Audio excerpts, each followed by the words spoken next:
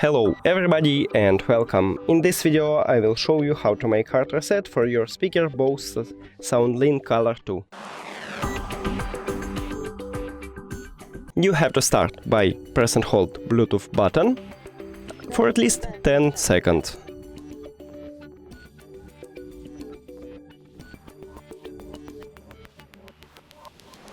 Bluetooth devices paired. Ready to connect. Now, press the information icon or settings icon if you have Android.